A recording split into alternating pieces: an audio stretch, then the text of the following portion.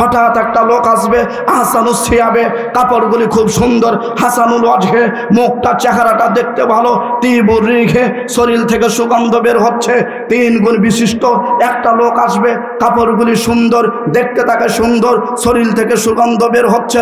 লোকটা এসে বলবে, বাশির আওয়াবশির, তুমি যে শান্তিতে আছো তার চাইতে আরো শুভ সংবাদ গ্রহণ করো। কবরবাসী বলবে, কিসের শুভ সংবাদ? পরের কথা, তোমাকে দেখতে এত ভালো লাগে, তোমার পোশাকটা এত সুন্দর, তোমার শরীর থেকে সুগন্ধ বের হচ্ছে, তুমি পরিচয় দাও, তুমি কে? তোমাকে দেখতে এত ভালো লাগে, তোমার পোশাকগুলি এত সুন্দর, শরীর থেকে সুগন্ধ বের হয়। তখন লোকটা উত্তর দিবে, বাশির আওয়াবশির, তুমি যে শান্তিতে আছো এর চাইতে আরো শান্তি পাবে, এর শুভ সংবাদ গ্রহণ করো। কবরবাসী বলবে, ওই শুভ সংবাদ পরের কথা, তুমি আমাকে উত্তর দাও, তোমাকে দেখতে ভালো লাগে, পোশাকগুলি সুন্দর লাগে, শরীর থেকে সুগন্ধ বের হয়, তুমি কে? তখন লোকটা উত্তর দিবেন, আনা আমালুকা সালেহ, আমি হলাম তোমার জীবনের সৎ আমল, যত ভালো আমল করেছেন, যত ভালো কাজ করেছেন, সমস্ত ভালো কাজগুলি একটা ভালো মানুষের আকৃতিতে কবরে দেখতে পাবেন। আল্লাহে, আল্লাহর কসম করে বলি, কবর মানে ওইটা নয় যেটা আপনার বিশা, যেটা আপনার বাড়ির পাশে দিয়েছে এটাকেই কবর বলে, এমনটা নয়। হাদিসের ভাষায় পুরা জমিটাকে আলামে বারজাক বলা হয়।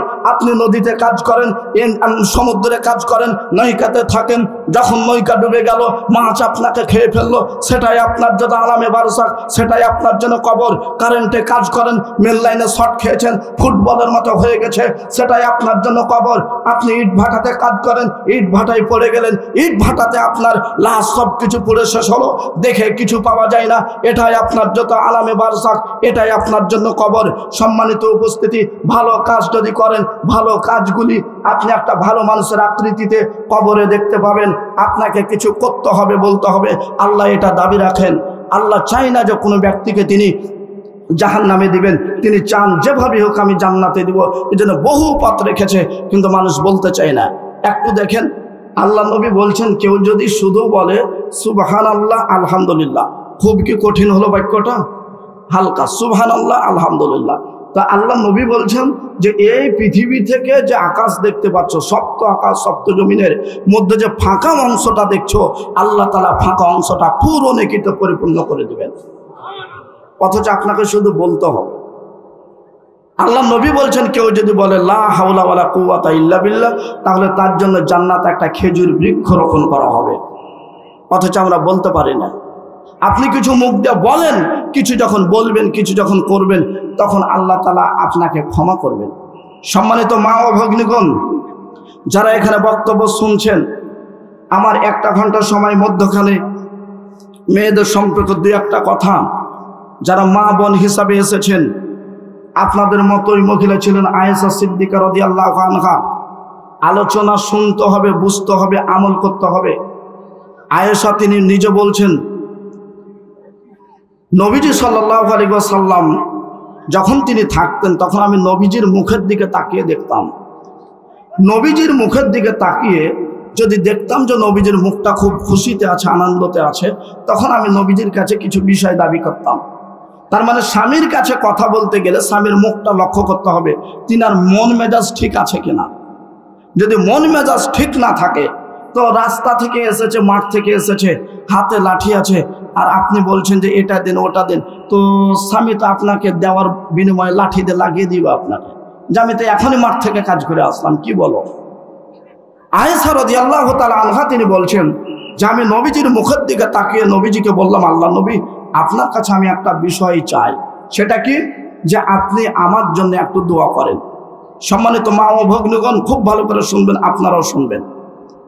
আয়েশা বলছেন, আমি যখনই নবীজিকে বলেছি যে আপনি আমার জন্য দোয়া করেন, তখন নবীজি বলছেন, হে আল্লাহ, আয়েশার আগের এবং পরের, ছোট এবং বড়, জানা এবং অজানা, প্রকাশ্য অপ্রকাশ্য গুনাহগুলি তুমি আল্লাহ ক্ষমা করে দাও।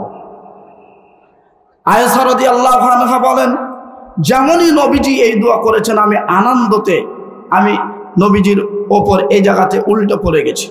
কেন? আমি এত খুশি হয়েছি যে নবীজি যেই দোয়া করেছেন সেই দোয়া অবশ্যই কোনো সময় বিফলে যাবে না। কাজেই পৃথিবীর যত মহিলা আছে, যারা স্ত্রী আছে, তাদের উচিত হবে তার স্বামীর কাছে দিনে হোক, রাতে হোক, সপ্তাহে হোক, মাসে হোক, যখনই থাকুক না কেন তার স্বামীর কাছে সুন্দরভাবে দোয়া চাইবে। এখন দেখা গেল যে এখন দেখা যাচ্ছে যে স্ত্রী কোনো প্রতিষ্ঠানের প্রিন্সিপাল, কিন্তু স্বামীটা হয়ে গেছে রিক্সা চালক, তবুও সে স্ত্রীর উচিত হবে তার স্বামীর কাছে দোয়া চাওয়া। সম্মানিত উপস্থিতি, তাহলে যে সমস্ত মা বোন এসেছেন, আপনারা অবশ্যই আপনার স্বামীর কাছে দোয়া চাইবেন। আর আপনারা যারা স্বামী হিসাবে আছেন, আপনারাও চেষ্টা করবেন স্বামীর স্ত্রীর দোয়া চাইলে আপনি স্ত্রীর জন্য দোয়া করবেন। তখন আর বলবেন না যে তুমি তো আমার সাথে ভালোভাবে চলোনি, তুমি আমার সাথে ভালোভাবে কথা বলোনি, এটা বলতে হবে না। কারণ স্বামী স্ত্রীতে কিছু না কিছু হতেই পারে। আল্লাহ নবী এবং তার স্ত্রী আয়েশার মধ্যেও কিছু না কিছু হতো। একদিন আল্লাহ নবী আয়েশাকে বলছেন, আয়েশা তুমি যখন রাগ করো তখন আমি বুঝতে পারি। তো নবীজি বলছেন কিভাবে বুঝো? তখন আয়েশা বলছেন কিভাবে বুঝতে পারেন? তখন আল্লাহ নবী বলছেন যে যখন তুমি রাগ করে থাকো আমার উপর, তখন তুমি বলো যে আমি ইব্রাহিম আলাইহিস সালাতু ওয়াস সালামের রবের কসম করে বলছি। আর যখন তুমি খুশি থাকো আমার উপর, তখন তুমি বলো মুহাম্মদের রবের কসম করে বলছি। তখন আয়েশা বলছেন আল্লাহ নবী ঠিক বলেছেন, আসলে রাগ করলে শুধু আপনার নামটাই নেই না, ইব্রাহিমের নাম নেই, তবে অন্তরে ভালোবাসা এটা ওটা কোনোতে কিছু কমতি নাই, সব কিছু আমার ঠিক আছে, শুধু নামটাই পাল্টিয়ে দিই। তার মানে স্বামী স্ত্রী চলাফেরা করলে কিছু না কিছু থাকবে। তারপরও স্ত্রীদের উচিত হবে স্বামীর কাছে দোয়া চাওয়া, আর স্বামীর উচিত হবে স্ত্রীর জন্য প্রাণ ভরে দোয়া করা। আল্লাহর জন্য বুঝে আমল করার তৌফিক দান করেন, সকলে পড়ি আল্লাহুম্মা আমিন। সম্মানিত উপস্থিতি, আয়েশা রাদিয়াল্লাহু তাআলা আনহা তিনি বলেন যে আমি নবীজি সাল্লাল্লাহু আলাইহি ওয়াসাল্লামের মুখের দিকে লক্ষ্য করে দেখতাম যে তার মুখের অবস্থাটা কি আছে। মুখের দিকে লক্ষ্য করে নবীজিকে বললাম, আল্লাহ নবী আপনার কাছে একটা বিষয় চাই। দেখেন, আয়েশার চাওয়া আপনার আমার স্ত্রীদের চাওয়া। আমাদের আপনাদের স্ত্রীর যদি 5টা পোশাক থাকে 3 পিস, তো আর একটা 4 পিস চাইবে, ও অত সহজে সন্তুষ্ট হবে না। কিন্তু আয়েশা রাদিয়াল্লাহু তাআলা আনহা তিনি এটা চাননি। তিনি কি চাচ্ছেন দেখেন, আয়েশা রাদিয়াল্লাহু তাআলা আনহা তিনি বলছেন নবীজির কাছে আমি দাবি করলাম ইন্নী উরিদু আন আদখুলাল বাইত, নবী আমি আপনার কাছে চাই যে আপনি আমাকে কাবা ঘরের ভিতরে প্রবেশ করতে দিয়ে 2 রাকাত সালাত আদায় করার সুযোগ দিবেন। চাওয়াটা দেখেন হালকা না, কাবা ঘরের ভিতরে প্রবেশ করতে চায় আয়েশা। মা বোন, আপনার চাওয়া স্বাভাবিক যেন না হয়। আপনার মতোই মহিলা আয়েশা তিনি চাচ্ছেন নবীজি আমি আপনার কাছে নিতে চাই, আপনি আমাকে পূরণ করে দিবেন যে আপনি আমাকে কাবা ঘরে নিয়ে যেয়ে কাবা ঘরের ভিতরে প্রবেশ করিয়ে 2 রাকাত সালাত পড়ার সুযোগ দিবেন। যোগ্য স্ত্রী যোগ্য স্বামী আয়েশা এই দাবি পেশ করলেন। বাংলাদেশের দল হিসাবে কথা বলছি না, তবে মুসলিম ভাই হিসাবে কথা বলছি। বাংলাদেশের একজন ব্যক্তিত্ব, অত্যন্ত সম্মানিত ব্যক্তিত্ব, সরাসরি কাবা ঘরের ভিতরে প্রবেশ করার সুযোগ পেয়েছিলেন। তিনি হলেন দেলোয়ার হোসেন সাঈদী।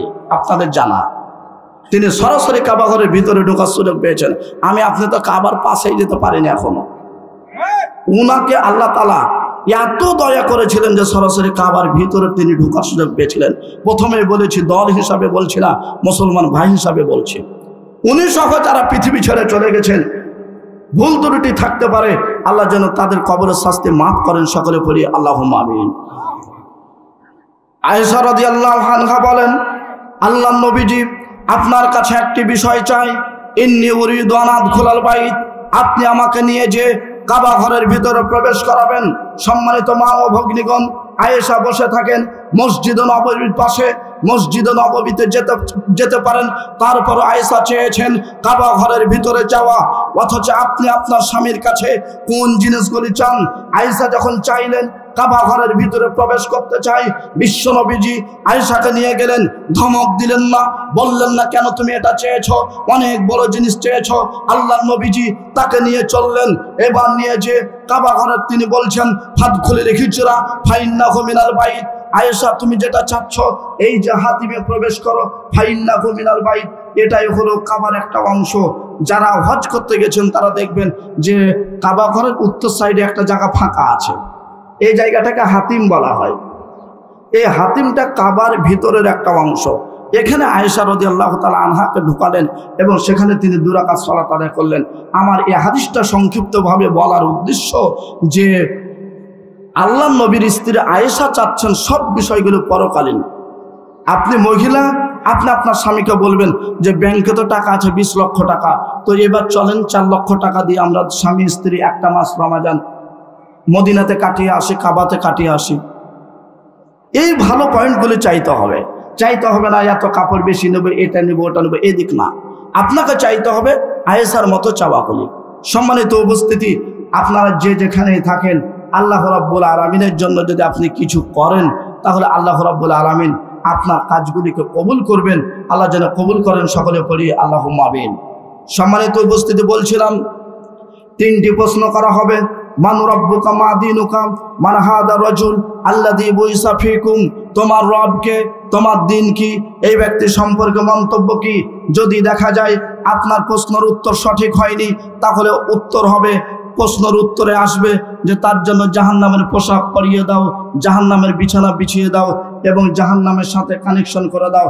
এবার অত্যন্ত লোকটা কষ্টের মধ্যে আছে, তারপরে একজন লোক আসবে যার কাপড়গুলি খারাপ, শরীর থেকে দুর্গন্ধ বের হবে, চেহারাটাও বিশ্রী, এসে বলবেন বাশির আওয়াবশির, তোমার যে শাস্তি পাচ্ছ এ শাস্তির চাইতে আরো শাস্তি আছে, এর শুভ সংবাদ গ্রহণ করো। তো কবরবাসী তার দুর্গন্ধে টিকতে না পেরে তাকে বলবে শাস্তি তো হবে, এটা পরের হিসাব, তবে তুমি পরিচয় দাও, তুমি কে, তোমাকে দেখতে এত খারাপ লাগে, তোমার পোশাকগুলি এত খারাপ, তোমার শরীর থেকে দুর্গন্ধ বের হয়, তুমি বলো, তোমার পরিচয় দাও, তোমাকে দেখতে খারাপ, তুমি কে। তখন লোকটা বলবে আনা আমালুকাল খবিস, আমি হলাম তোমার জীবনের খারাপ আমল। যত খারাপ আমল করেছেন মৃত্যুর পরে কবরে একটা খারাপ মানুষের আকৃতিতে আপনি দেখতে পাবেন। এই জন্য চেষ্টা করতে হবে আপনার আমার মাধ্যমে যেন খারাপ কাজগুলি তওবা ছাড়া যেন আমরা মৃত্যুবরণ না করি। আল্লাহ যেন রক্ষা করেন, সকলে পড়ি আল্লাহুম্মা আমিন। সম্মানিত উপস্থিতি, আল্লাহ রাব্বুল আলামিনের কাছে যে কোনো সময় যে কোনোভাবে আপনি চাওয়ার চেষ্টা করবেন। আপনি যদি কিছু চান তো আল্লাহ রাব্বুল আলামিন আপনাকে কিছু না কিছু দিবেন, তবে আপনি যদি কিছু না চান তাহলে আল্লাহ তাআলা আপনাকে দিবেন না। আপনার পথটা দেখবেন। দেখেন একটু সামনে, আর একটু সামনে চলুন। মারিয়াম ছিলেন যার পেট থেকে ঈসা আলাইহিস সালাম এসেছেন। তো মারিয়াম আলাইহিস সালাম যে খেজুরের গাছের নিচে তার বাচ্চা হলো, তো বাচ্চা হওয়ার পরে স্তনে দুধ নাই, শুকিয়ে গেছে। তখন বাচ্চা কি খাবে? তো আল্লাহ তাআলা এমনি খেজুর গাছ থেকে খেজুর ফেলতে পারতেন, তো সেটা না করে আল্লাহ মারিয়ামকে বলছেন মারিয়াম খেজুর গাছের ডগাতে ঝাঁকি দাও। তো মারিয়াম খেজুর গাছ ঝাঁকি দিলেন আর টাটকা টাটকা খেজুর পড়লো। আপনার বিবেক কি বলে? মারিয়াম একে তো মহিলা মানুষ, দ্বিতীয়ত বাচ্চা হওয়া মহিলা, তিনি খেজুর গাছ মারিয়ে কিভাবে খেজুর ফেলতে পারে? তার মানে মারিয়াম কেন 10 জন পুরুষ খেজুর গাছ ঝাঁকি দিয়ে খেজুর ফেলতে পারবে না? আল্লাহ মারিয়ামকে দিয়ে বুঝিয়েছেন মারিয়াম তোমার বাচ্চা হয়েছে দেখেছি, স্তনে দুধ লাগবে সেটাও জানি, তোমার ঝাঁকিতে খেজুর গাছ থেকে খেজুর পড়বে না এটাও আমি জানি, তোমার শক্তি কম এটাও জানি, তবে আমি এইগুলি না দেখে আমি এতটুকু দেখতে চাই তুমি শুধু হাতটা পারো খেজুরের গাছের দিকে, আর খেজুর টকটকে খেজুর ফেলার দায়িত্ব হলো আমার। কাজেই আপনাকে কর্মের দিকে যেতে হবে। আপনি ভ্যান না নিয়ে বের হয়ে বলছেন টাকা নাই, ব্যবসা নাই, হবে না। আপনি ভ্যান নিয়ে বের হলে দেখবেন 500 জায়গায় 200 টাকা আল্লাহ দিবেই, তবে আপনাকে বের হতে হবে। যত কষ্ট বেশি হবে তত আপনার উপর বরকত বেশি আসবে। পৃথিবীতে একজন নবী এসেছিলেন যার উপর সবচাইতে অসুস্থতা বেশি ছিল, তিনি হলেন আইয়ুব আলাইহিস সালাতু ওয়াস সালাম।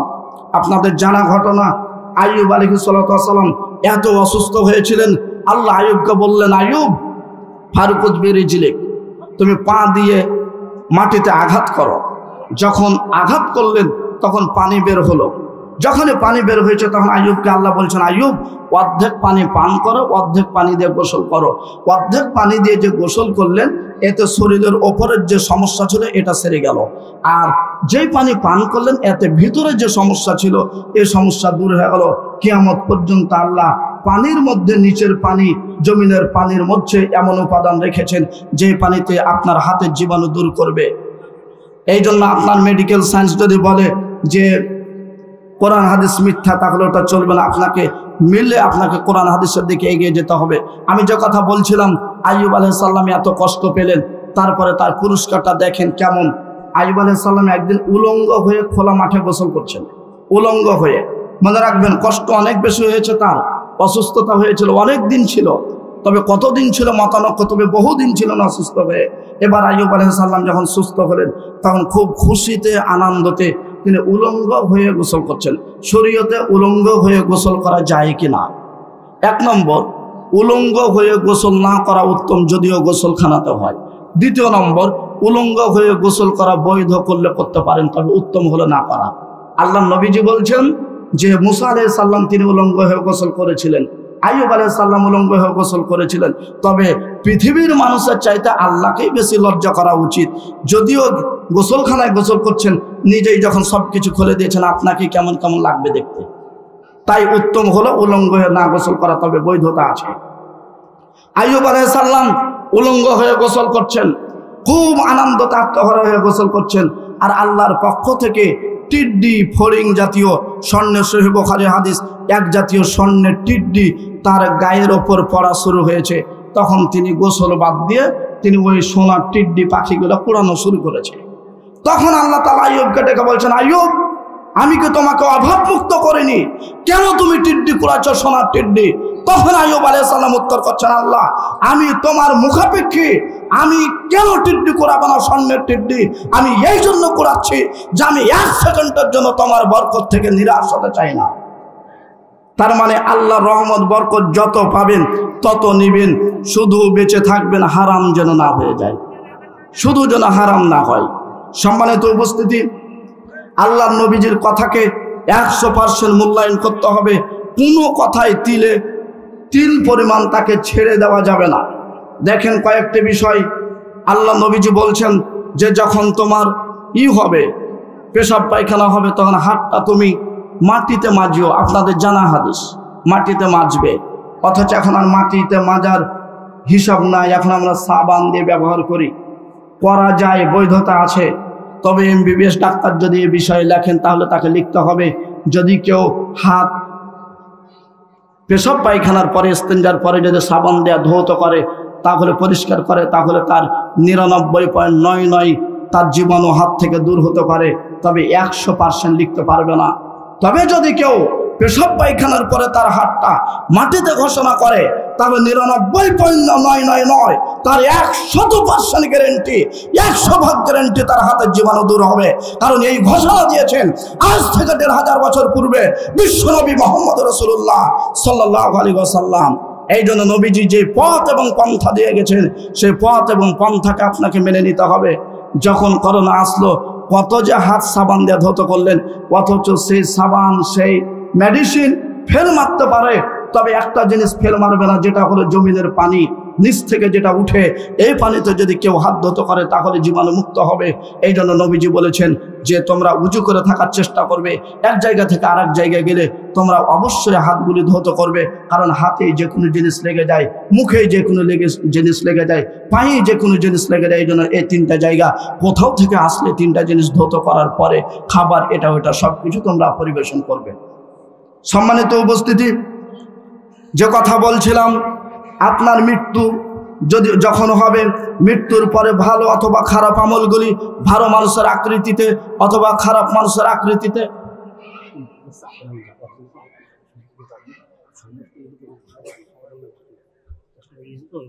সম্মানিত উপস্থিতি, যদিও এদিকও ফাঁকা দেখতে পাওয়া যায় না, তারপরও আপনারা একটু কষ্ট হলো সামনে এগিয়ে আসার চেষ্টা করেন, যাতে করে একটু আসেন, যতটুকু আছে। সামনে জায়গা হচ্ছে না, বিশেষ করে ওস্তাজি যখন আসবেন, ওস্তাজি আসার পরে যেন আপনাদেরকে নড়াচড়া করতে না হয়। আর আমার সামনে আপনি অনেক হাসলেন, খেললেন, এটা ওটা করলেন, ওস্তাজি বসার পরে চুপচাপ থাকেন, এটা তো আপনাদের আমাদের সকলের জানা। ডান পাশে জায়গা আছে, যারা পিছনে আছেন এগুলি না, যারা পিছনে আছেন ডান দিকে চলে আসেন, ডান দিকে অনেক জায়গা আছে, ডান দিকে চলে আসেন।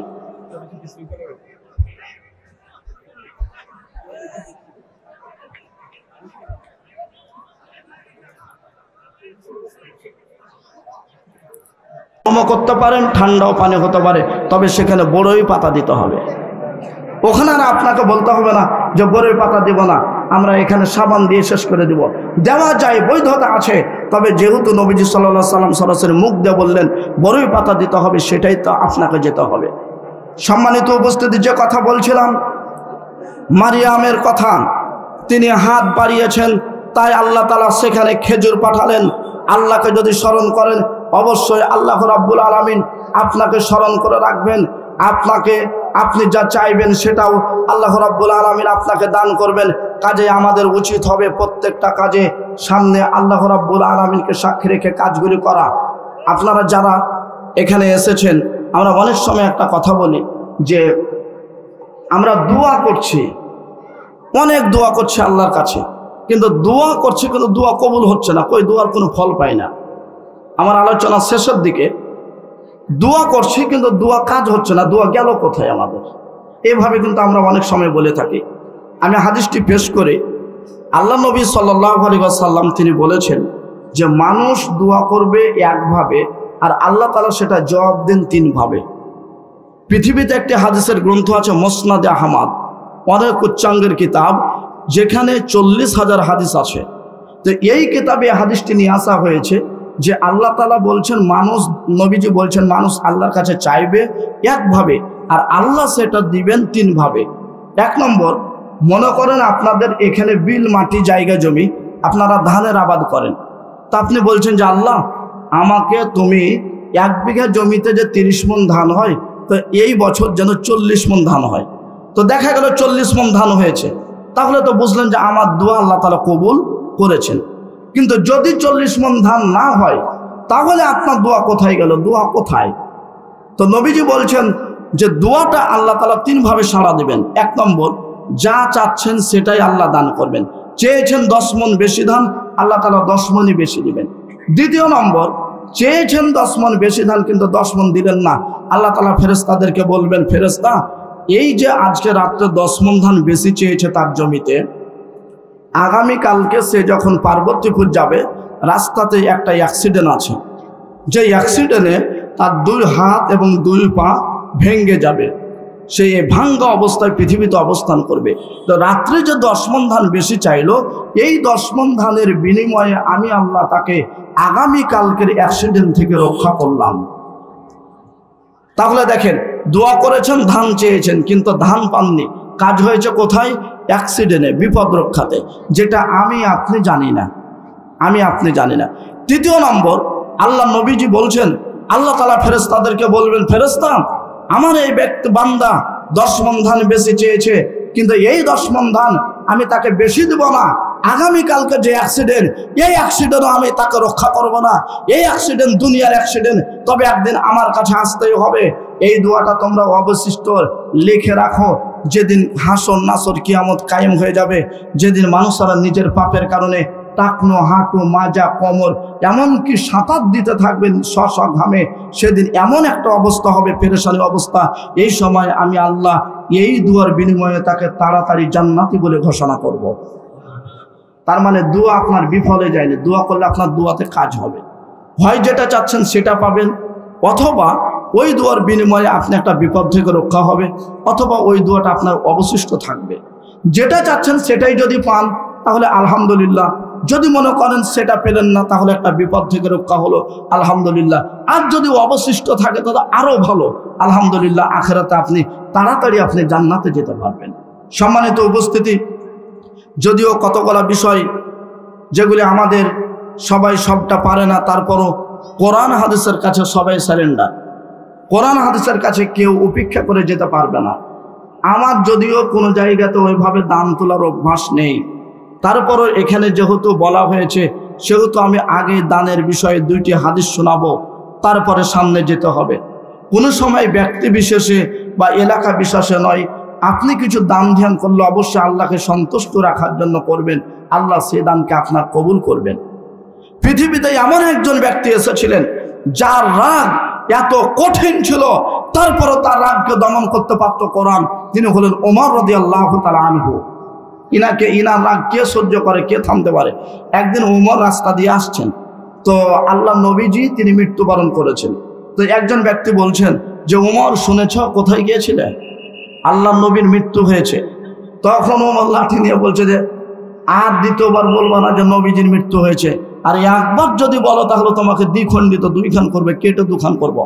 নবীজি কেন মরবেন? নবীজি যদি দুনিয়া ছেড়ে চলে যায় তাহলে আমরা কার জন্য যুদ্ধ করব, কার জন্য জিহাদ করব? আর একবার যদি আপনি বলেন যে নবীজি মারা গেছে তাহলে আপনাকে শেষ করে দিব। দেখেন নবীজির উমর পাওয়ার কি। তার মানে নবীজিকে এত ভালোবাসে, তার মৃত্যুর সঙ্গে তিনি সহ্য করতে পারছে না। এবার উমর রাস্তা দিয়ে চলে আসছেন, সামনে আবু বকর। আবু বকরকে দেখে বলছে উমর, ভাই আবু বকর, আল্লাহ নবী মারা গেছে নাকি এ কথা ওই বলছে, তাই আমি তাকে বললাম শেষ করে দিব। আবু বকর ভাবলেন যে যদি আমিও বলি তাহলে আমাকেও যে কোন গরম দেখায় বলা যায় না। তখন আবু বকর আর তাকে মরেছে না মরেনি কথা না বলে বলছেন, ওমর, কুল্লু নাফসিন যায়িকাতুল মাউত ওয়া জাআত সাকরাতুল মাউত বিল হক। মৃত্যুর স্বাদ যে সবাইকে গ্রহণ করতে হবে এটা সত্য কথা, প্রত্যেকটা নফসকে মৃত্যুর স্বাদ যেতে হবে এটাও সত্য কথা। তখন ওমর বুঝতে পেরেছে, ও মুহাম্মদ সাল্লাল্লাহু আলাইহি সাল্লাম তো মানুষ, তাহলে তাকে তো মৃত্যু মুখে যেতে হবে। ও বুঝতে পেরেছি, আচ্ছা আচ্ছা। তার মানে ওমরের রাগকে একমাত্র থামাতে পারে কোরআনের আয়াত। মানে কোরআনের আয়াত যেখানে আছে সেখানে আপনার হিসাব বন্ধ হয়ে যাবে। আপনি যতই রাগান্বিত হন না কেন, আপনি যে বিদ্যারই বিদ্যান হন না কেন, যেখানে আপনার কোরআন সেখানে অবশ্যই অবশ্যই আপনাকে থেমে যেতে হবে। এই জন্য কোরআন টিভিতে চালু করেছেন, আর দোকানে চা খাচ্ছেন আর গল্প গুজব করছেন, কথা কাজ ঠিক হয়নি। কোরআন আল্লাহ বলছেন, ইদা কুরিয়াল কোরআন ফাসতামিউ লাহু ওয়ানসিতু লাআল্লাকুম তুরহামুন। কোরআন যেখানে পড়া হয় সেখানে চুপ থাকো। যদিও ওখানে ব্যক্তিকে দেখতে পাচ্ছেন না, টিভিতে পড়া হচ্ছে, তবু আপনি বসে থাকলে চুপ করে কোরআন শুনতে হবে, আপনাকে হইচই গন্ডগোল করা যাবে না। সম্মানিত উপস্থিতি, বহু অনেকক্ষণ থেকে আমি আপনাদেরকে একটাই কথা বলছি, এই পরিস্থিতি যদি আপনারা এই জায়গাতে এত আনন্দ ফুর্তি কথা হয়, তাহলে আপনারা যদি ভালো আরো বড় জায়গাতে যান তখন পরিস্থিতি কি হবে? সব সময় মনে রাখবেন, বিদ্যাতে আনুগত্য কোনো কিছু সামনে আগাবে না। আপনার আনুগত্যের মাধ্যমে এক টেবিলে যদি 5 জন যোগ্য যোগ্য আলেম থাকে, সভাপতি কেউ হবে? আর সবাই যদি বলে যে আমিও কামেল পাস, আমিও কামেল পাস, আমিও কামেল পাস, একজনকে দায়িত্ব দেওয়া হয়েছে, তখন 8-4 জন বলছে যে ওর থেকে আমি কিছু কম, যে ওকে আমার কমান্ড মানতে হবে। মুসলমানের এই কথাটা মুখ থেকে হারিয়ে না যাওয়ার কারণে আজকে আমাদের অধঃপতন এত বেশি। যে যেখানে বড় হচ্ছে সে সেখানে নিজেই একাই 100 হয়ে থাকতে চায়, কেউ কারো আনুগত্য থাকতে চায় না। অথচ 100% যদি দেশের শিক্ষিতের হার হয় তাহলে রিক্সা চালক কামেল পাস হবে, কথাই সঠিক। সম্মানিত উপস্থিতি, আপনাদেরকে দানের বিষয়ে একটি হাদিস শোনাই। মুসনাদ আহমদ হাদিসটি এসেছে, একজন ব্যক্তি মাঠের মধ্যে দাঁড়িয়ে আছে, আপনাদের মতো মাঠে তিনি দাঁড়িয়ে আছে। হঠাৎ করে একটা আওয়াজ শুনতে পেলেন, মেঘের মধ্যে তিনি শুনতে পাচ্ছেন, অমুকের জমিতে পানি দাও। নাম উল্লেখ করে আকাশে ঘোষণা হচ্ছে যে অমুকের জমিতে পানি দাও। দেখেন, মানুষের নাম ঘোষণা হচ্ছে মেঘের মধ্যে যে অমুকের জমিতে পানি দাও। তো লোকটা আশ্চর্য হলো যে ব্যাপার কি, কে সেই ব্যক্তি যে তার নাম ঘোষণা হচ্ছে আকাশে যে অমুকের জমিতে পানি দাও। দেখা গেল কিছুক্ষণ যেতে না যেতে আকাশে মেঘ আসলো। মেঘ আসার পরে ওই মেঘ থেকে পানি শুরু হলো, পানি হয়ে একটা নালা বয়ে যাচ্ছে। যেই লোকটা শুনতে পেয়েছে মেঘের আওয়াজ, ইনার কৌতূহল জাগলো যে ব্যাপার কি। তিনি পানির পিছু নিলেন, যেতে যেতে দেখছেন কিছুদিন যাওয়ার পরে একটা বয়স্ক মানুষ, ওই বয়স্ক মানুষ নিচ থেকে, আমরা টবকা বা ডবকা বলি, একটা পাত্র দিয়ে পানি ছেঁচে ছেঁচে তুলে তুলে ওপরের জমিতে দিচ্ছে। পিছন থেকে লোকটা যে বলছে, ভাই আপনার নাম কি? মানে ইনি শুনবেন যে এই লোকটারই নাম নাকি যে লোকটার নাম আমি আকাশে শুনেছি। বলছে, ভাই আপনার নাম কি? লোকটা আশ্চর্য বলছে, কেন? দেখেন, আপনি রাস্তাঘাটে যদি র্যাব বলে দাঁড়ান, তাহলে আপনার কলিজা নাই, আপনি আসামি না, তবে আশ্চর্য হয়ে যাবেন। এই লোকটা বলছে, কেন আপনি আমার নাম জিজ্ঞাসা করছেন? তখন উনি বলছেন যে আপনার নাম কি? না, তা আমার নাম অমুক। তখন উনি বলছেন, আপনার নামটা আমি ওখানে শুনলাম, ওখানে বলছে আকাশে যেন কে ঘোষণা করছে অমুকের জমিতে পানি দাও। আপনি সেই ব্যক্তি, বলেন তো আপনি কি কাজ করেন যে আপনার নাম আকাশে পর্যন্ত ঘোষণা হয় যে অমুকের জমিতে পানি দাও? হাদিস কিন্তু 19-20 করতে পারবেন না। তখন লোকটা বলছেন, ভাই কথা ঠিক বলেছেন, আমার নাম হতে পারে, তবে আমি আমার ফসল থেকে 3টি কাজ করি। হোম মন দিয়ে শুনবেন, দান চেয়ে নিতে হবে না, প্রয়োজন থাকলে দিবেন। 3টি কাজ করি। 1 নম্বর, আমি যে ফসলটা ফলাই এই ফসলটা 3 ভাগ করে 1 ভাগ ফসল আমি নিজে খাই, পরিবারকে নিয়ে খাই। 1 ভাগ ফসল আমি জমা রাখি, আগামী বছর আবাদ করব, এই জন্য জমা রাখি। কাজে সব যদি রিক্সা চালক ভাইয়েরা আছেন 500 টাকা ইনকাম করেছেন, 500 টাকারই বাজার করিয়েন না। যদিও বহু অনেকবার বলেছে 500 টাকা শেষ করে দাও, করতে হবে না। কারণ যদি 500 টাকাই আজকে শেষ করে দিন, কমপক্ষে 100 হলো রাখতে হবে, না হলে 50 রাখতে হবে। যদি না রাখেন তো 1 মাস পর যখন চাকা নষ্ট হবে তখন কোন টাকা দিয়ে চাকা ক্রয় করবেন? হাদিসের শিক্ষা।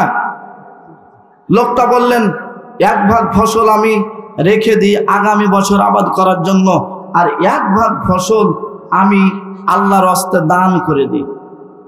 তখন লোকটা বলছে যে আচ্ছা আচ্ছা, আমি বুঝতে পেরেছি, এই যে ফসলটা আপনি দান করে দিন 1 ভাগ, এই জন্য আকাশে ঘোষণা হচ্ছে আপনার নাম যে অমুকের জমিতে পানি দাও। সম্মানিত উপস্থিতি, তাহলে আপনার ফসল ঠিক রাখার জন্য, আপনার ছেলে মেয়ে ঠিক রাখার জন্য, আপনার পড়াশোনা ঠিক রাখার জন্য, আপনার পরিবার ঠিক রাখার জন্য আপনাকে যে কোনো সময় দান করতে হবে। আপনি মাসে বেতন তুলেছেন, বেতন তোলার পরে বেতন যদি 6000 হয়, তা আপনি পারলে কমপক্ষে 10 টাকা হলো আপনাকে 10 টাকায় আপনাকে দান করতে হবে। বেতন তুলেছেন, 20,000 বেতন তুললেন, আপনাকে 1000 দিতে হবে। রিক্সা ভ্যান চালান, রিক্সা চালিয়ে মাসে দেখা গেছে 10,000 টাকা ইনকাম হয়েছে, 10,000-এর মধ্যে 500 দান করেন, 500 পাচ্ছেন না 100 করেন, নচেত আপনি 50 করেন। এই লোকটা দান করার কারণে তার জমিতে ফসল হওয়ার বিষয়ে আকাশে ঘোষণা হয়, নির্দিষ্ট করে তার নামের ঘোষণা হয় যে অমুকের জমিতে পানি দাও। কারণ একটাই, তিনি ফসলকে 3 ভাগ করে 1 ভাগ তিনি দান করে দেন, আর আপনার ফসলের 80টা পর্যন্ত আপনি দিতে চান না। আজকে বাংলাদেশের মানুষ তারা দাবি করেছে আহলে হাদিস, তারা দাবি করে সহিহ আকীদা। বাস্তবের যদি সবাই আহলে হাদিস হতো, তাহলে আজকে বাংলাদেশের জমিনে শত শত অনৈতিক কাজগুলি কোশ্চিনকালে কোনো মানুষের করা সম্ভব হতো না। তার মানে মুখে আহলে হাদিস বলেছেন, অন্তর এখনো আহলে হাদিস হয়নি। এই জন্য আপনার হিংসা বিদ্বেষে পরিপূর্ণ হয়ে সামনে কাজ হয় না। 313 জন থাকার পরে একটা মাঠ ক্লিয়ার হয়ে যেতে পারে। ওমর রাদিয়াল্লাহু তাআলা আনহু একজন ব্যক্তি ইসলাম কবুল করলেন, তারপরে আবু জাহাল বলছেন তার পাশের লোককে, এবার বিশ্বনবীজিকে কি করব দেখা যাক। তখন বলছেন আপনি কি করবেন? ওমর ইসলাম কবুল করেছে। একজনের ইসলাম কবুলে থমথমে মক্কার পরিবেশ হয়ে যায়। আপনি আমি কতদিন পূর্ব থেকে মুসলিম হয়ে আছি, অথচ বাংলাদেশে সহ পৃথিবীর বুকে কত অনৈতিক আইনগুলি পাশ হয়ে আছে, অথচ সেগুলির বিপক্ষে কেউ বলতে পারছে না, ক্ষমতাও রাখছে না।